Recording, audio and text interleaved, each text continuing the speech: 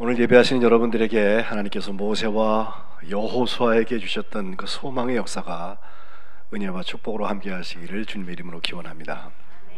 제가 어려서 친구들하고 놀다가 보면 어디를 이렇게 몰려가게 되는데, 그때 좀 앞에 가는 친구가 있고 뒤에 가는 친구가 생기게 마련이잖아요. 여기 저랑 나이 비슷하신 60 조금 안 되신 분들은 대체로 그거 해보셨을 것 같은데, 그러면요 앞에 가는 녀석이 꼭 그래요. 앞에 가는 사람은 대장, 뒤에 오는 사람은 쫄병, 그래요. 그죠? 예. 그래서 그 다음번에는 같이 갈 때 어떻게든지 내가 앞에 가려고 막 애를 써요. 앞에 가려고 하다 보니까 이번에는 저 뒤에 그 녀석이 서게 됐는데, 이번에 노래를 바꿔갖고 앞에 가는 사람은 도둑놈, 뒤에 가는 사람은 순경, 그러더라고. 예. 똑같은 일인데 똑같이 가고 있는데, 지가 앞에 있을 때는 지가 대장이라고 그러고요, 지가 뒤에 있으면 지가 순경이 되는 거예요. 사실 그 친구들 중에 대장이 어디 있고 쫄병이 어디 있어요? 고만고만 다 똑같은 거지. 도토리 키색이지, 그죠? 또 거기 도둑이 어디 있고 순경이 어디 있어요? 자기 존재감을 드러내기 위해서 앞뒤를 구분했던, 그런 놀이가 생각이 납니다. 사실 이 사회에 세대 간의 단절에 대한 이야기가 있어서 앞과 뒤, 앞서간 사람과 뒤에 따르는 사람, 연령으로 보아도 연만하신 분과 아직 젊은 사람들 사이에는 소통이 잘 안 되는 것이 사실입니다. 세계관도 가치관도 굉장히 다른 것 같아요. 저희 때는 밥을 굶어도 모양이 중요했어요. 그리고 질서가 중요했고 권위와 위계 질서가 굉장히 중요했는데, 요즘 친구들은 그렇지 않습니다. 질서는 오히려 조금 파괴해야지 맛이 있는 것 같아요. 그래서 말을 할 때에도 신조어 만드는 거거든요.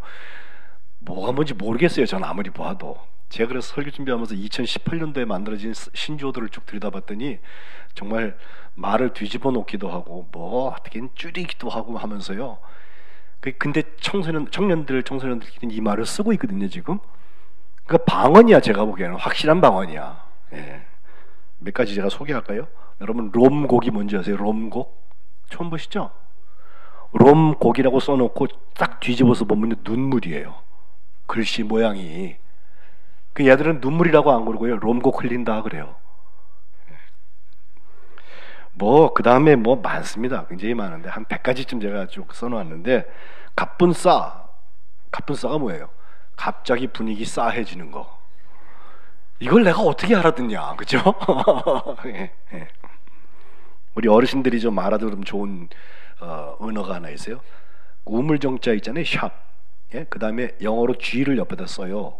그 다음에 이게 어떤 사람을 지칭한 일인데, 이게 누구냐면 샵지 그래가지고 시아버지가 줄여서 샵지야, 샵지.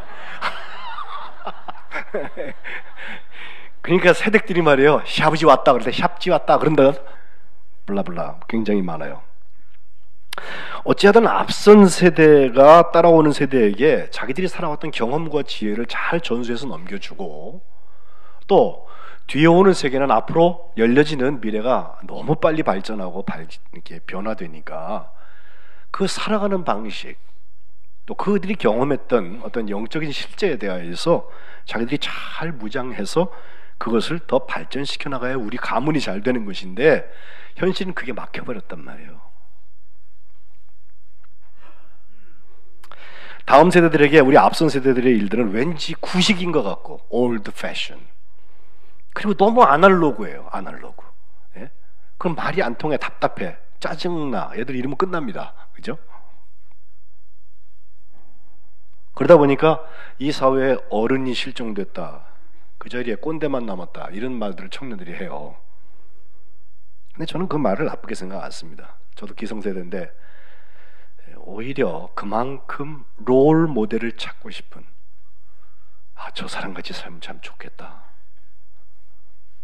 그걸 갈망하고 기다리는 세상이 지금 세상이라는 것입니다.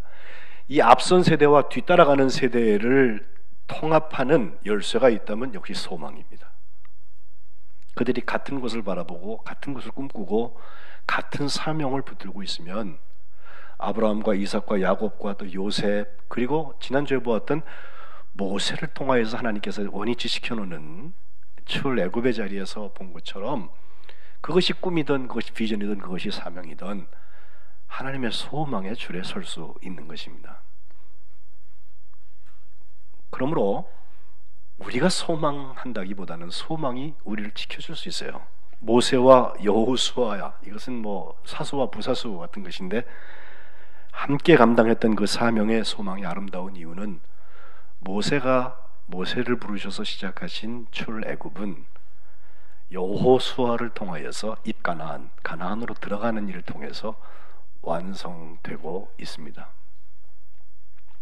우리 성민교회에도 90 넘으신 어르신들부터 지난주에도 하나 처음 교회 왔다고 태어나서 축복했잖아요. 강아리, 이름이 강아리야, 강아리. 오늘 본문에 강하고 담대하라 나옵니다. 강아리, 그죠? 근데 정말 이 연령을 떠나서 살아온 세계가 달라요. 또 앞으로 살아갈 세계가 달라요.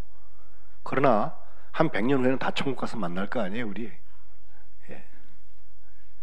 그러므로 정말 하나님께서 소원하시는 그 소망이 이 교회에 통전되고 또 열매 맺어지시기를 주님의 이름으로 축복합니다. 여호수아라는 사람은 이름이 여호와가 구원하신다라는 뜻을 가지고 있습니다. 이게 여호와였자고요. 호수아라는 말이 호세아, 이것이 다 야샤라는 구원한다는 동사에서 나오는데 이 여호수아라는 이름과 똑같은 이름이 예슈아, 예수님, 우리 구원하신 예수님의 이름이 같은 뜻을 가지고 있어요. 그의 아버지는 눈이었고, 눈이라는 이름을 가진 한 글자의 사람이었고, 또 그의 지파는 에브라임 지파였습니다. 에브라임 지파는 요셉의 아들들이죠.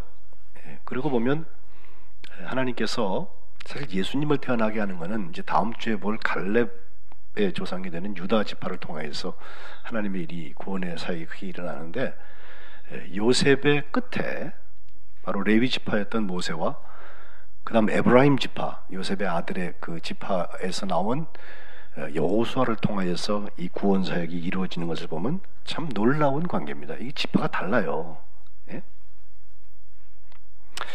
언제 여호수아가 처음 성경에 나오나 보면 출애굽기 17장에 우리가 잘 아는 여호와 니시, 하나님을 깃발이다, 하나님은 우리의 승리가 되신다, 이 아말렉과의 전투할 때 그의 이름이 나옵니다. 그 전쟁이 참 신기한 게, 그 사람들이 전쟁을 분명히 하고 있는데 전쟁에 이기는 비결을 모세가 산 위에서 손 들고 기도하고 있는 거예요. 그의 손이 내려오면 지고 손이 올라가 있으면 하나님이 이기게 하셨다, 그거예요. 그래서 사람이 팔 들고 있는 게 한계가 있잖아요. 옆에 아론과 훌이 팔을 붙들고 있었어요, 앉혀놓고. 그래갖고 전쟁에 이길 때까지 했는데, 그때 전장에서, 싸움터에서 칼 쓰면서 사람을, 정말 전쟁을 수행했던 사람 이름으로 여호수아 한 사람 나옵니다. 그 전쟁이 끝난 다음에 하나님께서 모세한테 하시는 말씀이, 이 있던 사건과 하나님의 말씀을 여호수아에게 그 귀에 들리게 하라, 외워서 들려라 그랬습니다. 아주 판에 박히도록 얘기하도록 그렇게 하라고 해서, 내가 아말렉을 없이 하여서 천하에 기억도 못하게 한다라는 말씀으로 여호수아는 처음 하나님의 말씀의 이야기들을 기억하고 있어요. 그리고 나서 거기에 예배를 드린 자리가 여호와 니시, 하나님이 여호와가 나의 깃발이다, 나의 승리가 되신다라는 것입니다. 그리고 나서 오늘 본문 1절에 나오는 것처럼 여호수아는 어느새 스물스물 모세 곁에 가까이 있어서 측근이면서 비서면서, 본문대로 하면 수종자라고 되어져 있는데, 이 수종자라는 말은 샤랏이라는 히브리어를 쓰는데, 어떤 때는 섬기는 자 혹은 예배하는 자, 그리고 혹은 사환, 심부름꾼이죠.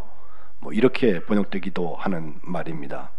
중요한 것은 누구 옆에서 어느 시간을 보냈다는 게 아니라 그와 함께 무슨 일을 감당했냐, 그들이 감당한 일이 하나님의 소망하고 어떻게 관계되고 있나 보니까 하나님의 꿈도 비전도 사명도 공유해서 계승하고 완성해 나갔던 그런 동역자의 삶을 살았던 것을 볼 수 있습니다.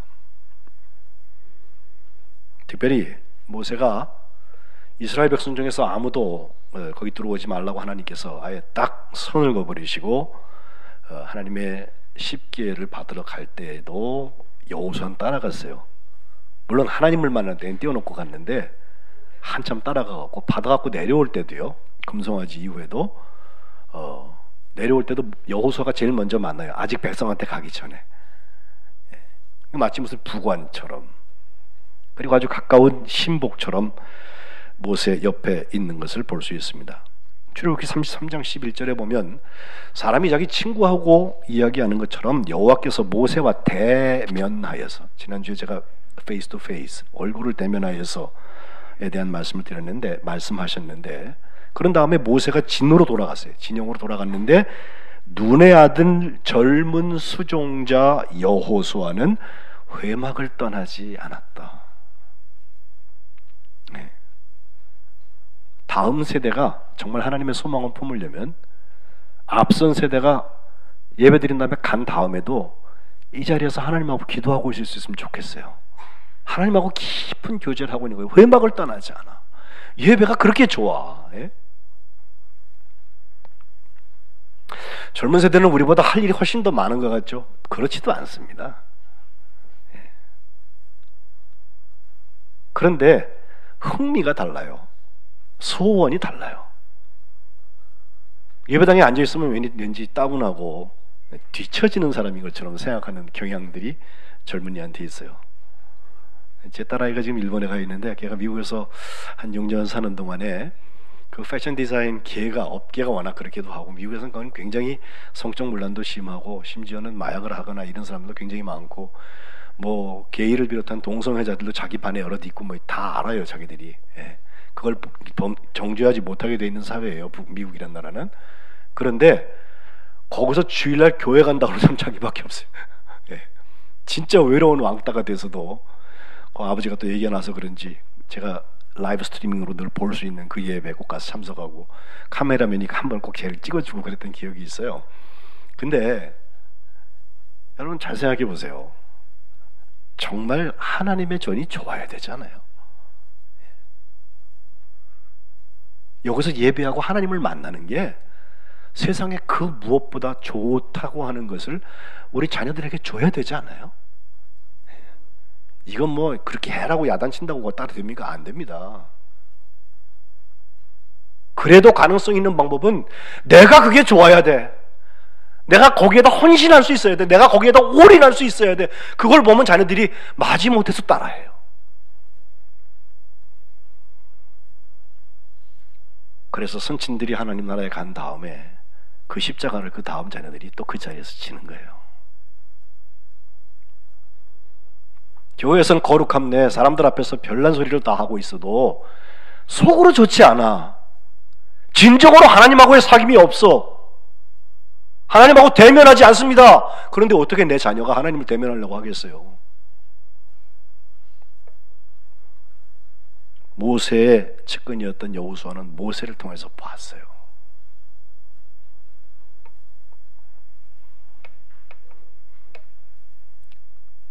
그런데 이 수종자 여호수아는 역시 그 소망 때문에 난인연망을 살았습니다.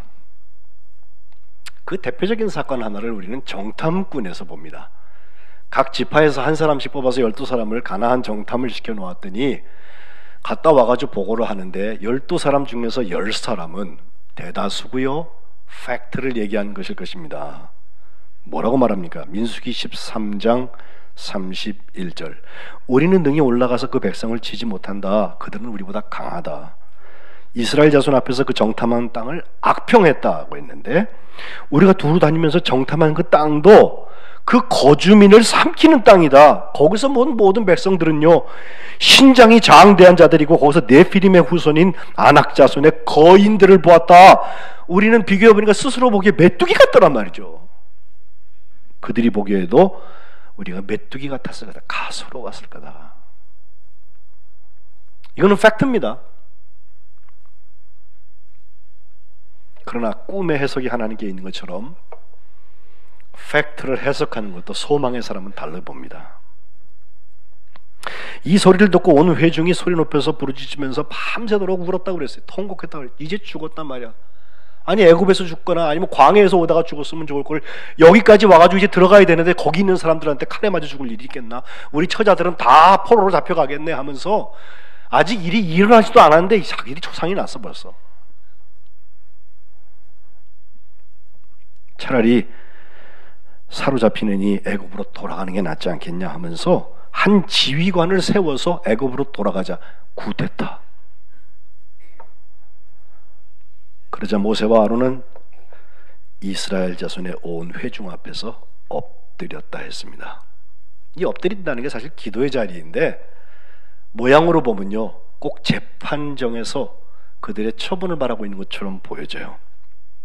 바로 그때 우리의 여호수아 그리고 함께 갔던 12정탐꾼 중에서 단 한 사람 갈렙, 이 두 사람의 보고가 나와요. 돌아온 줄에 제가 갈렙의 소망에 대해서 하려고 그래요. 근데 여호수아와 갈렙이 했던 보고는 전혀 달랐습니다. 옷을 찢으면서 우리가 돌아다니며 정탐한 땅은 악평하는 게 아니라 심히 아름다운 땅이다. 14장 7절 민수기. 그 다음이 더 중요합니다. 14장 8절에 보면 여호와께서 우리를 기뻐하시면 우리를 그 땅으로 인도하여 들이시고 그 땅을 우리에게 주실 것이다. 이게 과연 젖과 꿀이 흐르는 땅이다. 9절 다만 여호와를 거역하지는 말라. 또 그 땅 백성을 두려워하지 말라. 그들은 우리의 먹이라. 크기로 보면 내가 그 사람들한테 메뚜기 같은데 메뚜기가 그 큰 거인을 먹습니다. 그들의 보호자는 그들에게서 떠났고 우리는 여호와는 우리와 함께 하신다. 사람이 얼마나 크면 하나님보다 크겠어요? 그죠?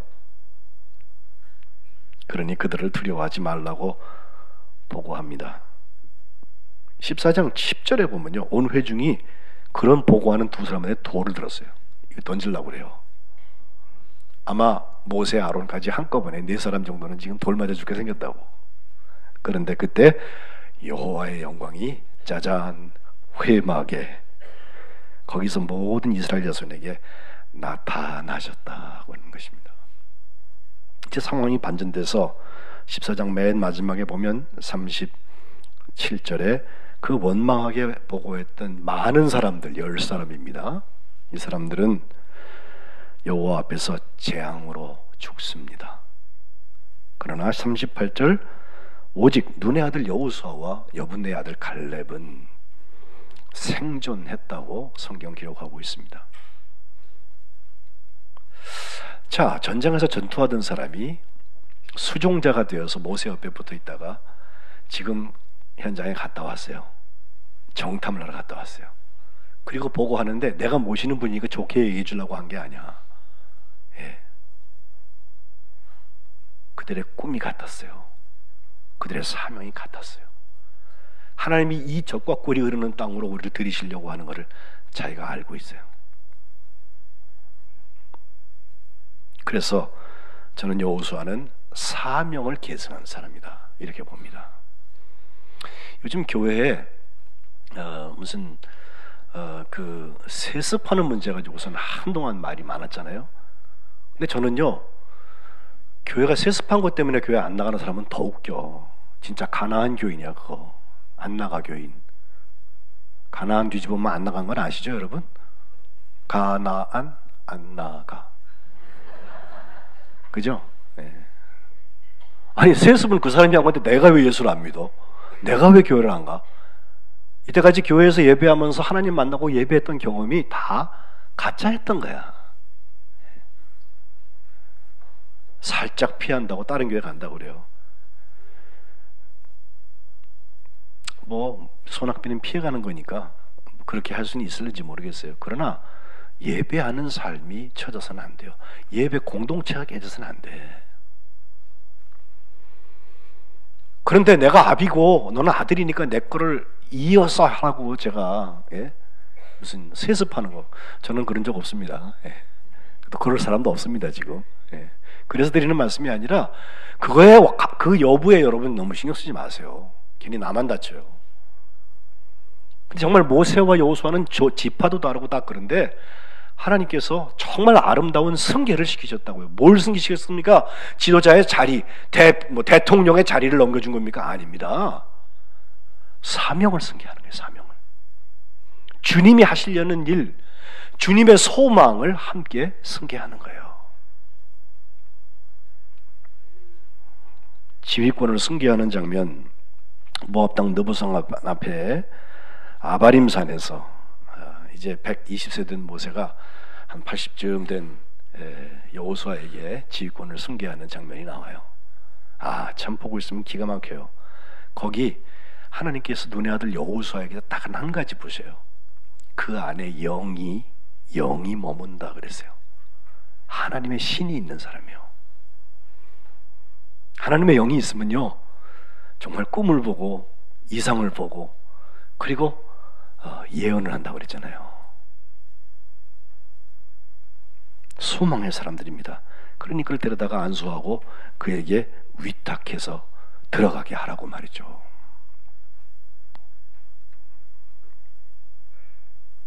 그때 모세가 신명기 31장 7절 여호수아를 불러서 모든 이스라엘 백성의 목전에서 하는 말, 너는 강하고 담대하라. 이 백성을 거느리고 여호와께서 주리라고 맹세해 주신 그 땅에 들어가서 그들에게 그 땅을 차지하게 하라. 8절 그리하면 여호와 그가 내 앞에서 가시며 너와 함께 하사 너를 떠나지 아니하시며 버리지 아니하시니 너는 두려워하지 말라 놀라지 말라 그랬어요. 사실요, 모세 같은 잘한 지도자 뒤에서 잘하기는 정말 힘들어요. 사람들이 그럴 거 아니에요. 모세는 안 그래도 당신 왜 그래요? 따라오는 사람들이 그거 비교해요. 그거 아세요? 그래서 목회도 정말 잘하는 목사님이 은퇴하시고 그 다음에 들어가는 목사님은 대체로 고생하게 돼 있어. 노스탈지아, 과거에 대한 추억. 그런데 모세 뒤에 자리가 얼마나 어려운 자리겠어요. 그 자리를 여호수아가 사명을 계승해 나왔다고 하는 거. 바로 그 얘기를 여호수아 1장에 모세가 죽은 다음에 오늘 한 번 더 설명해 주고 있는데, 하나님께서 직접 여호수아에게 하신 말씀, 그 땅으로 가라. 5절에 내가 너와 함께 있겠다. 너를 떠나지 않는다. 너를 버리지 않는다. 너는 무적이다 말이에요. 너를 대적할 자가 없다. 왜? 내가 너와 함께 하니까. 그리고 세 번째가 강하고 담대하라 입니다. 이 강하고 담대하라를 6절부터 9절 사이에 세 번 말해요. 첫 번째 6절에 너는 내가 그들의 조상에게 맹세하여 그들에게 주리라 한 땅을 이 백성에게 차지하게 하라고 그럴 때 강하고 담대하게 차지하라는 거예요. 어영부영하면서 중간에 눈치만 보고 있어서는 답 안 나옵니다. 주님의 감동이 오고 주님의 소망이 분명하면 강하고 담대하게 감당하는 거예요. 사명 앞에 강하세요. 사명 앞에 담대하세요. 괜히 약자 붙들고서 힘 있는 척하지 말고.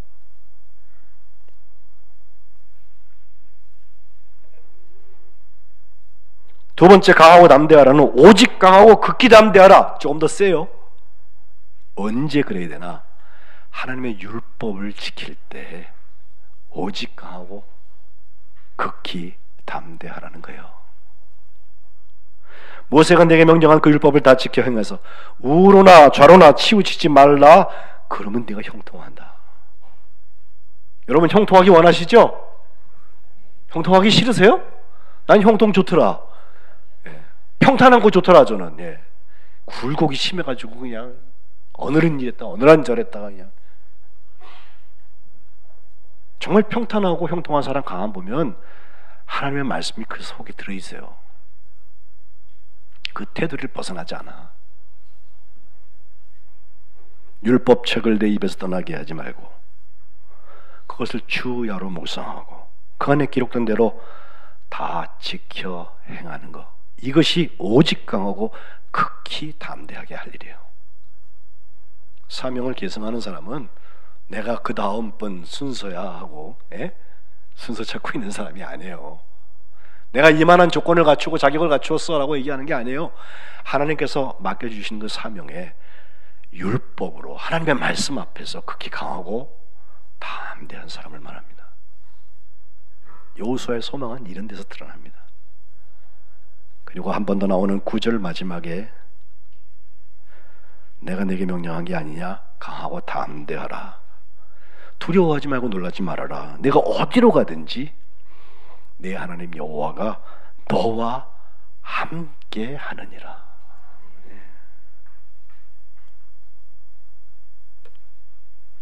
하나님이 함께 하시니까 여호수아에게 하나님의 능력의 역사들이 나타나요. 우리가 잘 아는 대로 홍해가 갈라졌던 거 모세가 했다면 그는 가나안 땅으로 들어갈 때 요단강이 갈라졌잖아요. 물이 흐르던 물이 멈추었어요. 예. 이것도 참 신기한 일이야. 예. 어떻게 강이 멈출까? 거기를 법궤를 지나가가지고 나중에 길갈에 열두돌을 세우고 거기서 뭐 예배하고 하나님께서 씻어주셨다고 그렇게 어떤 경계석을 세우는 모습을 가만 보면서 그래 건널 건 건너야 돼. 그게 세례예요. 홍해와 그리고 요단강 하나님이 열어놓으시는 거예요. 그런가 하면 여리고 전쟁을 우리 잘 알죠. 제가 지난 9월 달에도 한번 라합과 함께 믿음의 사람으로 여호수아를 소개하면서 설명을 했는데 그렇습니다. 여리고 전쟁에서 돌 한 번 던지지 않았어요. 하나님의 말씀 따라서 돌라니까 돌았어요. 소리 지르니까 소리 질렀어요. 근데 무너졌어요. 유적 발굴한 걸 보니까요 어마어마한 성이에요. 지금도 그렇게 만들려면 쉽지 않은 성을 만들어 놓았는데 하나님께서 흩으셨어요. 그리고 다른 사람은 전에도 없었고 후에도 없었던 기적 경험한 게 하나 있는데 기브온을 구하러 갔다가 지금 그 아모리 족속 5족속 예루살렘 왕을 비롯해서 이 왕들이 막 기브온을 치는 것을 가서 구하러 갔다가 시간이 모자라요. 조금 있으면 해질 것 같아. 그래가지고 하나님 앞에 여호수아가 사람들 앞에서 기도한 건데 태양아 멈춰라 달아 그 자리에 있어라 그렇게 말해요. 근데 하나님께서 그렇게 하셨어요. 성경에 태양을 멈추게 하고 달을 멈추게 해서 밝은 중에 그 자기의 그 어떤 전쟁의 승리를 다 마무리한 사람은 이 사람밖에 없어요. 실제로 그것을 기록하기를 여호수아 10장 14절에 이렇게 말합니다. 여호와께서 사람의 목소리를 들으신 이 같은 날은 전에도 없었고 후에도 없었나니 이는 여호와께서 이스라엘을 위하여 싸우셨음이니라. 네. 하나님의 능력의 역사가 그에게 그렇게 계속되었습니다. 마지막 때 그가 유언한 이야기, 오늘 제가 예배 시작 읽었는데 세겜에서 유언했던 이야기 정말 유명한 이야기죠. 먼저 그가 한 얘기는 율법을 지켜 행하라, 하나님께 좀 가까이 가라, 스스로 조심하여서 여호와를 사랑하라 23장에 얘기한 다음에 24장에 담대하게 선언합니다. 그러므로 이제는 여호와를 경외하며 온전함과 진실함으로 그를 섬겨라. 여호와만 섬겨라. 엄한 거 붙들고 삽질하지 말고 여호와만 섬겨라. 만일 여호와를 섬기는 거 싫으면은 뭐 요단강 저 건너편에서 조상들이 섬기던 거 뭐 이 땅에 있던 토속신 섬겨. 오직 나와 내 집은 여호와를 섬기겠다 선언하는 거예요. 그랬더니 그 말 듣고요 백성들이 우리도 그렇게 하겠다고 막 그래요. 거기다 대놓고 그래 그럼 잘해보자 그러지 않았습니다. 진짜? 아닐걸? 여호수아가 의심이 있어 그런 게 아니에요. 정말 조심스러운 얘기예요. 신령과 진정으로 하나님 앞에 나와서 예배드린다고 그러는데 하나님 앞에 맨발로 서 있습니까? 우리가 지금? 다 폭로되어 있습니까? 정직하지 않잖아요. 아직도 내 모양이 중요하잖아요. 내 평판은 중요하잖아요. 어떡하다 여기까지 왔는데 맞습니다. 어떻게 하다 거기까지 오셨습니까? 하나님이 함께 하셨으니까 거기까지 오신 거예요. 마지막에 묘비에 뭐라고 쓰느냐가 정말 중요하잖아요. 여러분, 묘비 비문 준비하셨어요? 한 번쯤 생각해 두세요. 다른 사람이 있으면 아무거나 쓸 테니까. 예. 예, 런던에 가면은 영국에 웨스트민스터라는 큰 예배당이 있고 그 뒤에 그 우리로 얘기하면 뭐 국립묘지 정도 된다 할까요? 영국을 위해서 큰일을 한 사람들을 모아놓는 아비 그 묘원이 있는데 거기에 웨슬리 형제, 존 웨슬리 목사님과 찰스 웨슬리 목사님의 묘비가 있어요. 거기 찰스 웨슬리를 위하여서 써놓은 비문에 이렇게 되어 있습니다. God buries his workmen, but carries on his work. 하나님은 그의 일꾼, 그의 사명자 다 좋아요. 이 사람을 여기다 묻으시지만 하나님은 하나님의 일을 계속하신다. 하나님의 일을 수행하신다. 그렇게 되어 있어요. 제가 그걸 보고서 오래 기도했어요. 사실 존 웨슬리의 이야기, I look upon all the world as my parish. 내가 모든 세상을 나의 교구라고 생각한다. The best of all is my God is with us. 하나님이 나에게 함께 하시는 것이 세상에 최고 좋다. 그 얘기는 너무 유명해서 그거 보러 갔다가 그 밑에 찰스 웨슬리의 묘비를 보면서 저게 소망이구나. 모세는 죽어서 지금 느보산에서 없어지지만 하나님은 여호수아를 통하여서 그 사명을 계속하십니다. 구원하십니다. 여호슈아, 하나님 여호와는 구원하십니다. 우리 성민교회가 이와 같은 소망의 꿈을 감당해 나가시기를 주님의 이름으로 축복합니다. 기도하겠습니다. 하나님,